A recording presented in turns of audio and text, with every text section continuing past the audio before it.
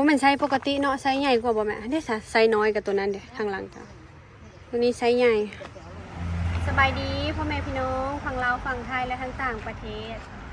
มื้อนี้ตอนประมาณ 3-4 โมงแรงเนาะน้องน้อยพาเข้ามาทางเข้าสวรรค์พี่น้องห่างจากเซโนออกมาประมาณ 5-6 กิโลเนาะเดินทางมาไกลอยู่ในมื้อนี้ประมาณ 30 กว่ากิโลได้พี่น้องมาจากบ้านเฮาเนาะเพื่อมาตามหาซื้อท่อพี่น้องเลยท่อปูนที่กระเจ้าหล่อขายแบบนี้คืออยู่แถวบ้านเซาซุกน้ำมันบ่มีพี่น้องเฮาว่าอยากได้ท่อหน้าเศร้าที่เฮาเคยซื้อนะพระเจ้าบ่สู้เฮ็ดขายแล้วเดี๋ยวนี้นะอยู่บ้านเซาซุกมีแต่ท่อหน้า30แล้วก็หน้า50ที่เฮาอยากได้ก็คือหน้าเศร้ามันพอดีใส่ท่อระบายน้ำคูซะน้ำแล้วก็ระบายน้ำเสียน้ำเนาะมาเลาะเบิ่งกันพี่น้องอันนี้แบบเพิ่นหล่อท่อน้ำสร้างหรือว่าท่อเฮ็ดหนุนท่วมอะไรเนาะ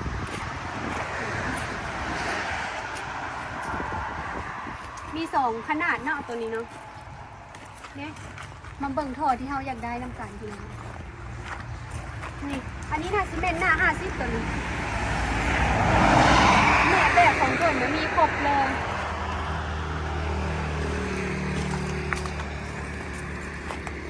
อันนี้ถอหน้าเศร้าอยู่นี่เลยพี่น้องตัวนี้ถอหน้าเศร้าเมื่อวานกำลังยืนเบิ่งสบายดี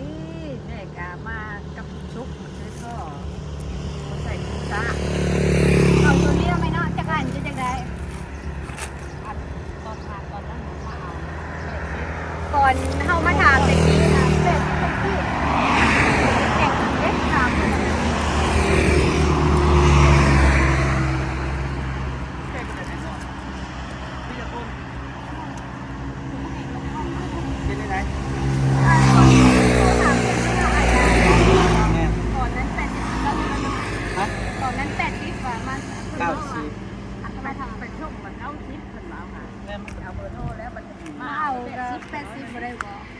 บุได้มันเลยเอาจะอันก็ไม่จะได้คัด80แล้ว30อันบ่ได้ก่อนได้เลยได้แต่90พี่ช่างก็ขึ้นแล้วไม่เอ้ยแต่ขึ้นราคาขาดตอนนั้นบ่ได้อีกครั้งตำหลังนี่แหละครับได้แต่90คนอ่ะอยู่บ้านมีมากไก่อยู่ได้นี่ก็มาแต่บ้านสมบัติบ้าน80เขาบอกว่าฮัดมันงานตรงนี้ใส่ไว้แล้วเอานี้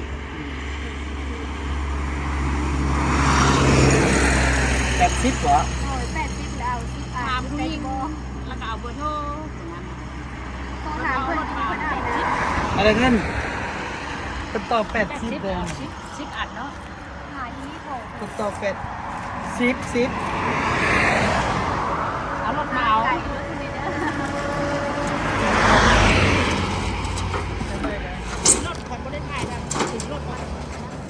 ตอนนี้เขาตัวราคาเพิ่นได้แล้วนะพี่น้องเพิ่นลดให้อันละ80จากอัน90,000กีบเนาะประมาณอันหนึ่งนะ140 150 บาทอันหนึ่งเนาะแต่เพิ่นลดให้เฮา15 บาทเพิ่นลดลงเนาะเขาเอา10ทอดเด้อพี่น้อง10ทอดหรือว่า10อันแล้วก็สิเอาท่อนั้นนำเนาะท่ออันน้ำสร้าง2อันเพิ่นว่ามันทับน้ำหนักได้หลายอยู่ก็เลยว่าเดี๋ยวมาให้น้องน้อยเลยอัน130ท่อที่เฮาเบิ่งตอนแรกๆนะพี่น้องเอามาใส่โตแล้วเพิ่นเอามาเลี้ยงนะพี่น้องต้นเฮาใส่กระปุยไว้เลยเพิ่นกัดกระปุยกินก้นขาดเนาะตอนนี้เนาะก็เลยว่าเอามือให้เพิ่นน้ำทีแรกก็ว่าสิบ่เอาเพราะมันนะท่อนี่ก็10อันแล้ว1 2 3 4 5 6 7 8ผ่าท่อพอดี800,000ตัวนี้10อันเนาะอันละ80,000กีบเป็น800,000กีบแล้วก็ท่ออันนั้นบ่เอาแล้วบ่ไปบ่มาเลยสิบ่เอาแล้วถ้าบ่ได้ท่อนั้นเอาแล้วก็ได้หลายดีเลยพอดีเลยอันนึง2 90 อัน เครื่องก็ได้ส่วนกลางว่าผมเครื่องกับแยกจอง ว่าที่โยกหรือว่าที่ใส่ต่อไปบอก ได้ก็สิไกลปะ ว่าไก่หน้าไส้แบบนี้ ก็ได้คนนกนะใกล้กว่าใส่ ได้จะตุ้มได้จะอันได้เลย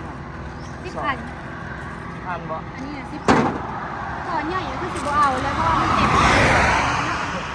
เมื่อผัดโยนลงผัดนักที่ได้นะคะ มันไม่อยู่ ป บ้าน ระมาณจะคนอย่างโยได้ตัวนั้น แล้วก็ของ อันนี้จะ2คน นั่ง2 คนก็ได้ คนไหนนะมันลุกมาที่บ้านทีหลัง เอาคนหินกันกันนี่ นี่ก็ฟาร์ม เอาผู้ดีก็ขาถ้ามันเต็มฉันไม่เอาฉันไม่เหลือ ยังที่อันนึงค่ะก็ได้9อัน ไม่โทษเสร็จกูเสียได้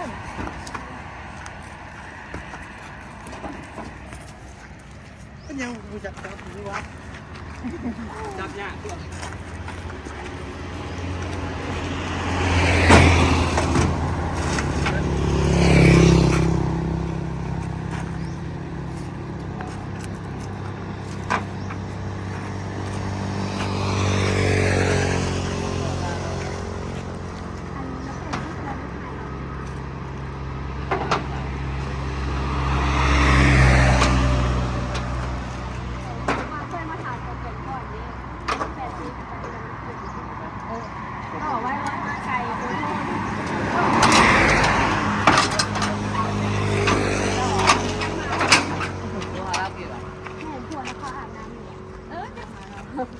บนเรือมนุษย์แม่มานั่งคนมาคนรู้ไทยอันคนว่าว่าขายรถมาเอาแต่คิดมันจะต้องเอาคิดคนบอก ขอให้เงินลองเบิ้ง ว่าที่เอาตัวนั้นน้ำไม่เต็มแล้วอย่าแล้วทำไมเนาะ ขอโทษขอให้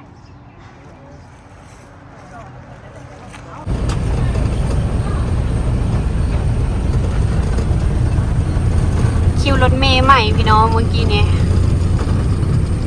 พระเจ้ายังเห็นบ่ทันแล้วคิวรถเมย์คิวรถตู้ โอ้ยจำมีกันได้ห่าง ตอนนี้ทางเพิ่นก็แปลงได้หลายเติบแล้วเนาะแม่เนาะแถวนี้เดินไหลเนี่ยแล้ว แต่ทางหน้าเพิ่นยังอันนั้นอยู่ได้ ยังบ่ทันแล้ว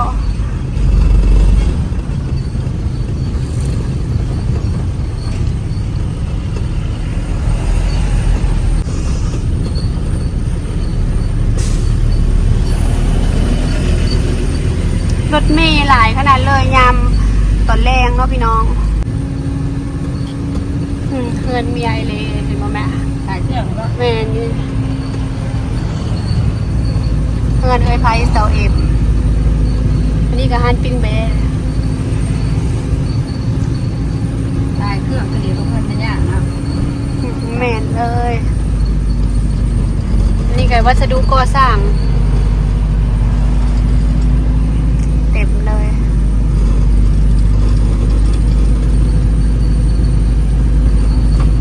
ค่อยๆขี่เมื่อพี่น้องเลยเพราะว่าค่อนข้างนักเนี่ยจังหน่อยเนาะมังม่วงดกขนาดมังม่วงมั่นบ่ ให้จะไทยอะนะยางไหมทางหลังไทยยางไหมเช็คหนึ่ง4.5 ใครอยู่พี่น้อง ก่อนที่เราจะมาซื้อพ่อมื้อเช้านี้แม่วากับน้องน้อยค่ะพากันไปเปลี่ยนอย่างในมาแล้วเนาะเปลี่ยนอย่างในหรือว่าเปลี่ยนใส่รถทางในอยู่ร้านเปลี่ยนน้ำมื้อเช้านี่ทำไมเนาะ แม่ เปลี่ยนแหนบน้ำบ่แม่ เปลี่ยนแนบน้ เปลี่ยนแหนบน้ำแล้วก็เปลี่ยนยางในแล้วก็แปลงอะไรนะมื้อเช้า ำเอายางเปลี่ยนใส่ยางไหมเท่านั้นแต่ไม่ได้แปลงอย่างละใส่ได้ เปลี่ยนเส้นเดียวบ่ กับน้ำมันเครื่อง ก็เปลี่ยนน้ำมันเครื่องเนาะเบิดเท่าไหร่มื้อเช้า เบิ้ลทั้งร่วมแล้วก็1,400,000ปลายน้ำมันเครื่องเพิ่นบ่ได้เอา รวมเบิดล้าน400,000ปลายเนาะ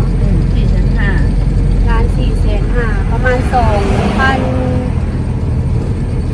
โอ้ยเก่าจัง2,000เลยหัวเลยเฮาบ่ได้ไปแล้วฮานที่ว่าเฮาเคยไปเปลี่ยนยางให้รถแล้วเพิ่นเอายางเก่าเปลี่ยนให้เนาะแม่ เอายางเก่าเส้นใหญ่มันนิดเดียวอยู่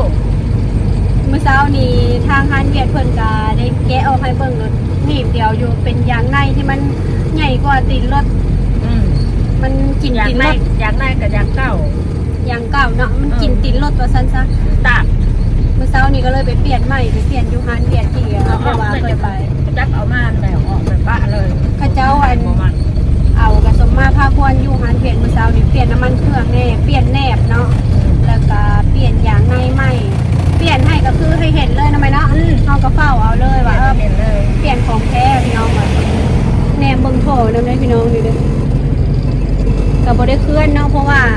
เอาก้อนหินใส่น้ำแนบเก่าเพิ่นก็ให้เอามาขายนักๆเลยนี่หรือว่าเอาไปตีผ้าบ่ทำไมเนาะ เขาว่าตีผ้าคัก ตีผ้าคักต้องไปตีก่อนที่เขาเจ้าทับตีพุ่นแล้วเนาะ ปัดน้ำหัวขัว มันเอาหัวขัวเข้าไปทางบันเดือ ถ้าไปทางนั้นเอาไปตีรถ แล้วก็ขอเศษเหล็กกาน้ำเพิ่นนำเศษตีผ้าเนาะอันนั้นนะคะคือเป็นยาเด้อพี่น้องเอามาเฮ็ดทางยาป้องกันภัยแหนบรถทุนใดเขาเจ้าเอิ้นแหนบฝั่งลาวฝั่งไทยเอิ้นแหนบคือกันบ่นี่ฮักครึ่งเลย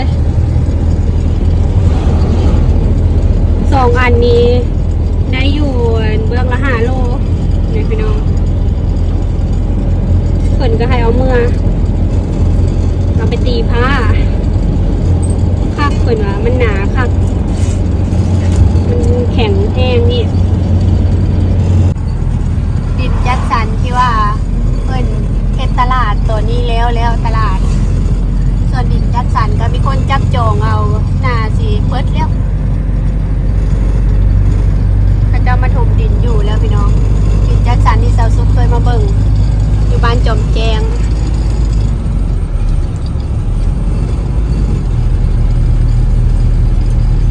ไม่ยานแล้วเป็นตัวเป็นผู้ใหญ่แล้ว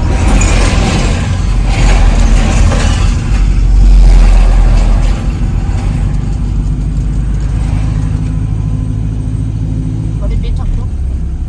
เป็นปิดแต่ทางหน้าทางในบริเวณ เอาก็เผื่อเขาออกมาให้ เขาสิมาแหวซื้อปูนพี่น้องจาก2 กระสอบคือแม่เพิ่นว่า ตอนนี้เขามาแหวซื้อปูนอยู่หน้าทรายพี่น้อง2 กระสอบ100 กิโลน่าสิใส่ได้อยู่เนาะส่วนท่อนั้นหาเฮาบ่ได้เอา เพราะว่าเพิ่นนักแห้งนะพี่น้องแบบว่าเมื่อนี้เฮาก็ยังสิได้ไปเพิ่งอาจารย์เฮือนไกด์เนาะถ้าเพิ่นเลิกเวียกเลิกการมาเฮาก็สิได้หาเพิ่นมาย่อลงซอย ก็เลยว่ามันยากเพิ่นนำก็เลยสิท่าสั่งอยู่แถวบ้าน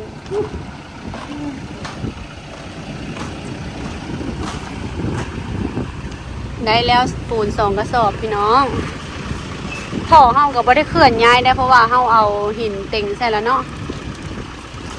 ตอนนี้เฮาก็มาฮอดเฮือนแล้วพี่น้องประมาณ30 กิโลบ่อนที่เฮาไปซื้อเสาเนาะระยะทางไปป้าโต๊ะเฮาพากันกลุ่มเอาปูนลงพี่น้อง3 เอ้ยน้องซอยกันย่อต้อง3 คนถ้าว่าเป็นผู้หญิงพี่น้องเอ้ยกระสอบปูนนักๆเนี่ยแห้งนกน้อยกับแห้งผู้หญิงคือกันพี่น้องซอยกันย่อส่วนเสาท่อนี่แหละเฮาย่อบ่ได้นักพี่น้องมาเห็นแห้งผู้ชายเพิ่นย่อ2 คนแบบย่อคนละส่วนคือแบบง่ายอยู่ได้เนาะพี่น้องบ่ฮู้ว่ามันนักเท่าใดอันนี้น่าสินักกว่าปูนจะสุคิดว่าเนาะก็เลยว่าสิไปหาอาจารย์เฮือนไกด์เพิ่นพี่น้องถ้าเพิ่นเลิกเวียกประมาณจักหน่อยพุ่นแหละเนาะเห็นรถเพิ่นมาก่อน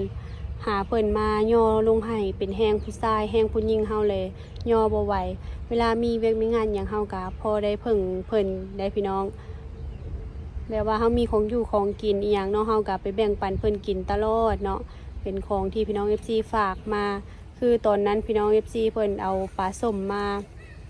เป็นปลากุเลาบ่ปลาอินทรีบ่เนาะพี่น้องเฮาก็แบ่งปันเพิ่นเนาะ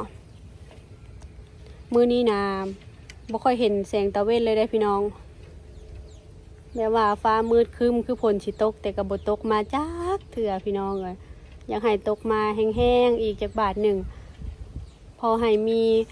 อาหารเกิดขึ้นอีก มื้อนี้อากาศก็หนาวเย็นเนาะพี่น้องสาวสุกาสิได้ขอจบคลิปไว้เพียงซ้ำนี้แล้วก็สิอาบน้ำแต่เว้นได้พี่น้องมื้อนี้อากาศมันหนาวๆบดมืดครึ้มเนาะ ฝากเป็นกำลังใจให้ครอบครัวสาวซุกโดยการบ่ข้ามโฆษณาเด้อสบายดีบ๊ายบาย